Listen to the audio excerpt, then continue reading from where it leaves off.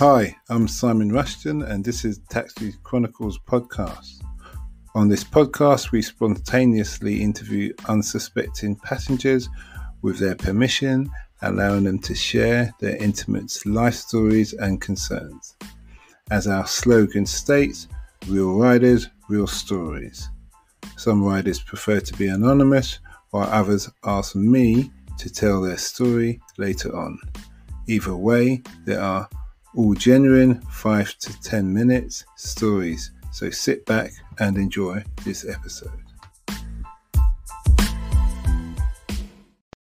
Morning. Yes, we're back with another episode with the Taxi Chronicles, another rider. We've got a beautiful lady today. She cares about the environment and she's actually come up with some new ideas I've never heard of. I don't know if they're hers, but we'll soon find out. And her name is Divya Haba. Yes. Oh yeah, I said it right. Yes, okay. You did. Yeah. So nice to have you here today. Thank you. That's good. So tell us, what gave you the idea of this cutlery and what you're selling and what motivates you? Well, where I come from India. We use a lot of reusable things, so like stainless steel, bamboo cutlery, and we use reusable bags for grocery shopping. We don't use as much plastic, although things are changing these days. We still are very fond of using reusable stuff.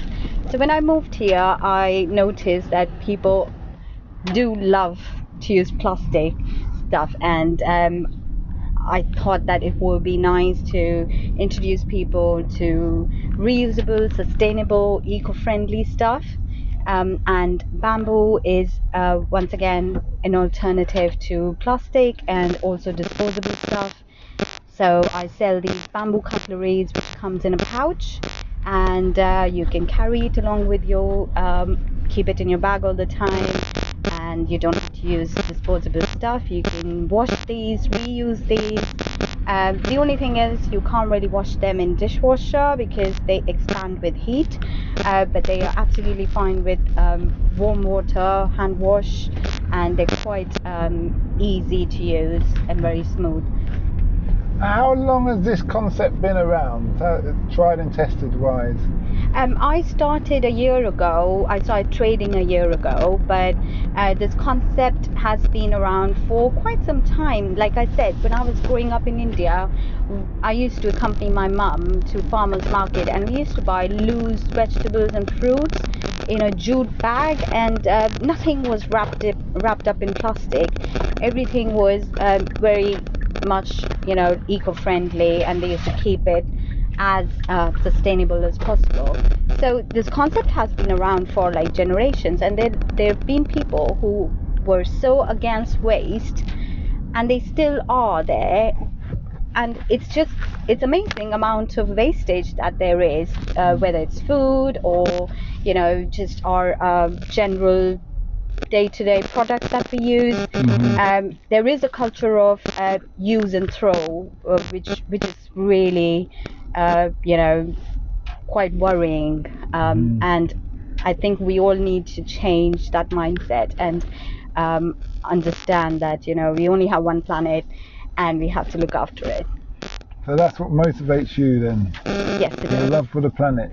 My love for the planet, and also I've got children and I want to leave a livable planet for them.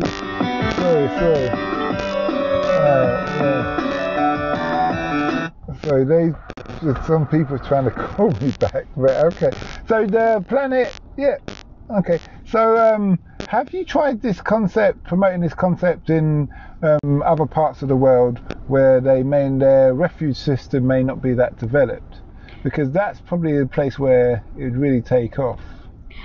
Yes, I mean, that is a really good point. And like I said, a lot of Asian countries love to use sustainable products because they don't believe in throwing things away. So let's say if you cook a vegetable, they would use every part of that vegetable to eat. They will not like to throw away anything. So it's just how we need to learn a lot from them, and the Western culture is very different, and people do tend to use what they want to use and then throw away the rest, which shouldn't really be. Like I said, they already reuse, developing countries, they do believe in reusing stuff and use everything up instead of wasting some. I think we have a lot to learn from them. Yeah, I understand, yeah. I've learned that on my travels as well. I've been to India. You spoke about the pots, the metal, steel bottles and steel. How does that come in there? Is it what's the benefits of the steel? Benefits of steel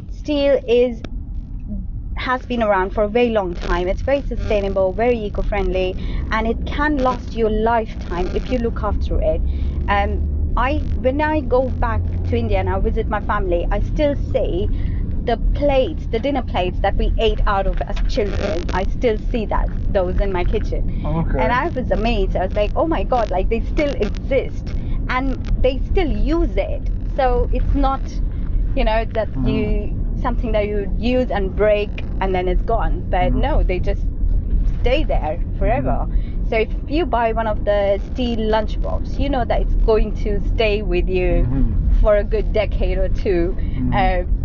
Before you have to invest into another one.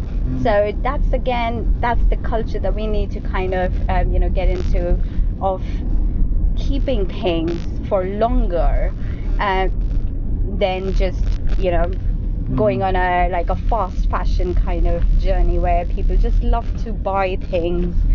So instead of buying 10 plastic containers, just buy one stainless steel container which will last you for yeah, exactly. Okay. Do you do this full time? No, I do have a part-time job and I work with a bank to pay my bills. So you're a banker? I am a banker. Oh, okay. I was just thinking, okay, bank finance, bank roll lots of things, so it's like you're fighting against your corporations, your big corporations, but you're doing your impact on society, which is great. That's right. I would like to, do something that will make me happy as a person. And although speaking about banks, they are becoming very conscious of the kind of footprint they're leaving behind. Like most of the high street banks now are looking at becoming net zero banking, where they want to stop financing for companies who kind of emit carbon emissions and fossil fuels. So they are becoming very conscious of that, and they all are aiming at becoming a net zero bank by, let's say, 2050, 2040. So all high street banks are thinking along those lines, which I think is really good. But yeah, I mean, it's always good to do our own bit, isn't it? We all want to do our own bit, and I really love this concept, and because it's always been with me since I was a child, and I really hope that people would kind of pick up on it. So yeah. So tell us a bit about you. You've come to London from India. Yes. 12 years ago. 10 years ago. 12 years ago. 12 years ago. How did you find it? Was it a culture shock, a big hard transition? Not that big, because I come from a city I used to live in Delhi, so it is a big city and very cosmopolitan. But there were still a lot of things that did shock me when I used to go to like grocery stores or like big stores, and I used to think that what is the need of wrapping these 4 peaches in what is like in these kind of things, like why are you wrapping these things in plastic, things like that, and a lot of alternatives, whereas I really used to go to my local corner shop for grocery shopping in India, things like that, which now I love to do it because we have so many local shops opened nearby here. So I love going on these shopping for loose vegetables and fruits instead. So yeah, in some ways it was a culture shock, but in many ways it's still, I come from a big city, so. Okay. Comparison food-wise. Oh my God. Don't talk about food. Come on. That's like a sore topic, because of course I will always miss the food. But my husband is a great cook, and he loves to cook, and he makes really nice food for me. Okay. So I'm quite happy. So you're spoilt then. I am. But do you have, when I was in Delhi, that was about 20 years ago, the variety wasn't that much. It was obviously everything curry. Yeah. And there was Pizza Hut. I remember that. But well, apart you from, should go now. Yeah, it's changed since then. I understand. Oh yeah. So do you get like the Chinese, the Lebanese, the Caribbean, everything? Everything. There? In fact, Indians have this really bad habit of trying to better every cuisine. Like you get something called Indo-Chinese in India, which is they call it a better version of Chinese, if I may say so, but it is much more spicier, yes, more flavors. So yeah, they do like to give their own twist to every cuisine. So yeah, maybe because you're masters at business. I don't know, master of flavor, more like. Okay, well, it could be both. Yeah, okay. That's interesting. But you're settled here. You've adapted to. Oh yes, this is home now. This is home now. Yeah. Could you travel back to India? I do. I try to go every year, and it's only because of the COVID that I haven't been in 2 years, and I'm really sad and upset about it. So hopefully next year I'll get to go.